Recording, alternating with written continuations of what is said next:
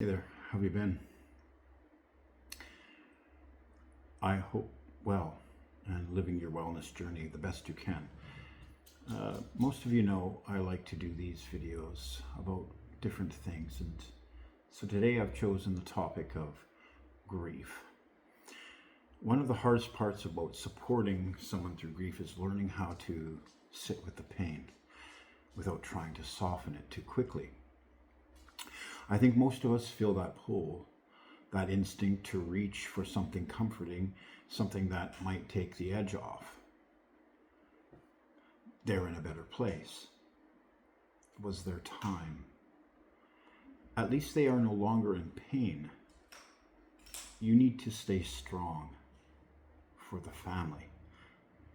And it's not that these words come from a bad place. They don't. They come from care, from that very human feeling discomfort with pain, especially the kind we can't fix. But sometimes, when reassurance comes too quickly, it quietly closes the space that grief actually needs.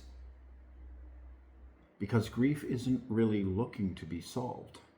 It's not something you can tidy up or move through on a schedule.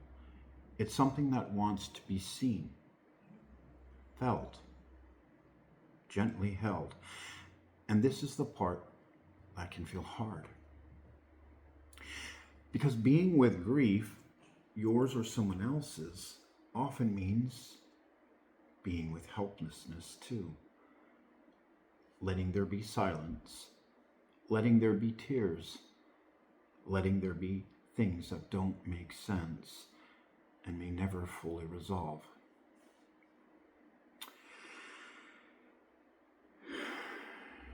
It's so natural to worry about saying something wrong, and that worry can make us stay on the surface a bit more. But grief doesn't really live there. And when someone feels their pain is being rushed or softened too quickly, they often start holding it on their own. Sometimes it helps to think about grief like a river. There are moments when it's quiet, almost still, something you can sit beside and take in slowly.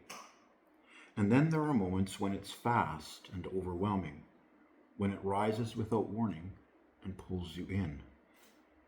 It can feel manageable one moment and then suddenly not at all.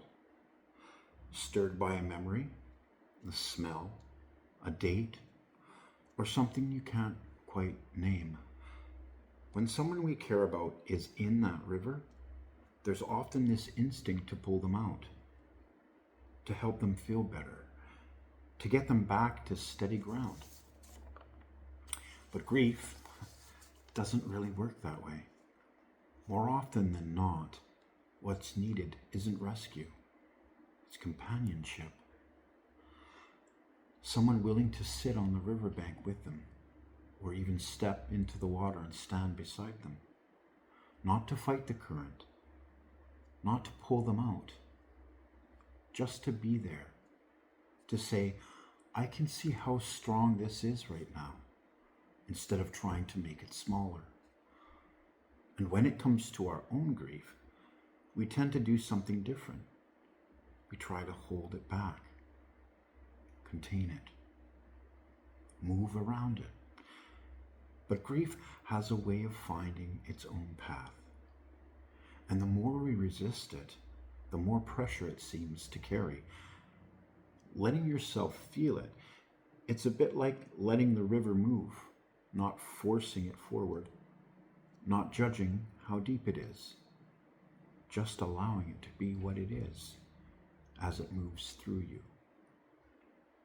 So what actually helps for them and for you? Compassionate inquiry, not in a clinical way, not in the way that tries to figure it out, just a gentle turning towards what's there.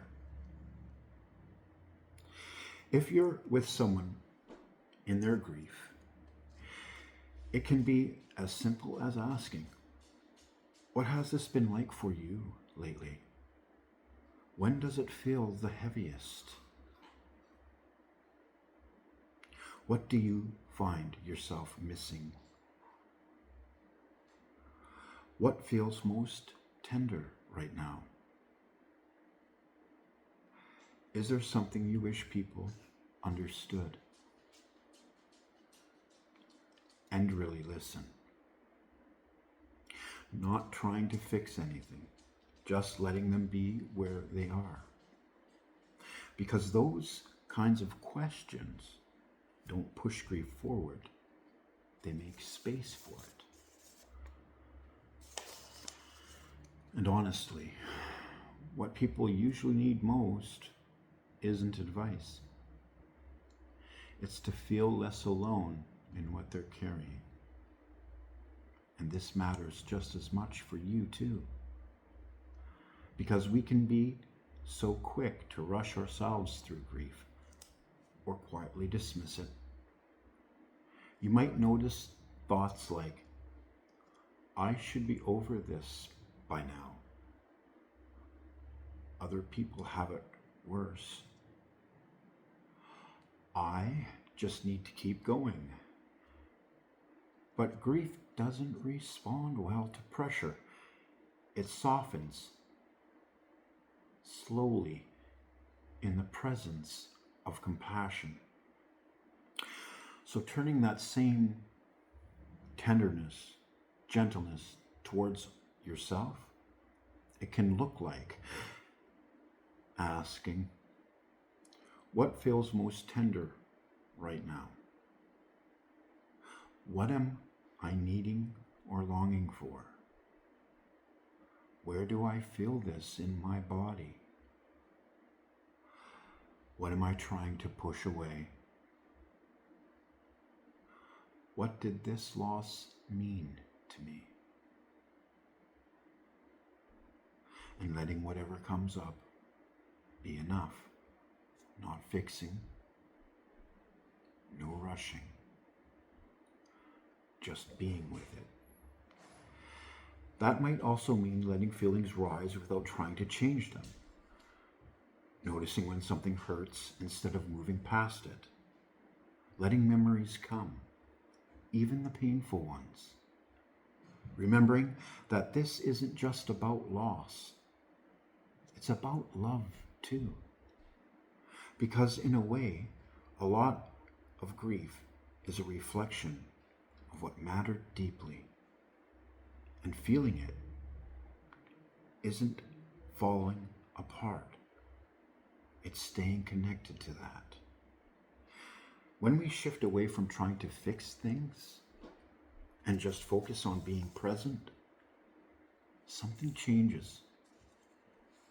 We stop trying to solve grief and we start making room for it. And in that space, without pressure, without timelines, people can finally exhale a little. They can be real. Sometimes the most meaningful thing you can say is really simple. I'm here. That sounds really hard. You don't have to go through this alone. Not because it takes the pain away, but because it makes it feel a little less lonely. Grief, like a river, doesn't need to be controlled to be lived through. It just needs space to move, and someone willing to stay nearby or even step in beside you while it does. And that kind of presence, it really does make a difference.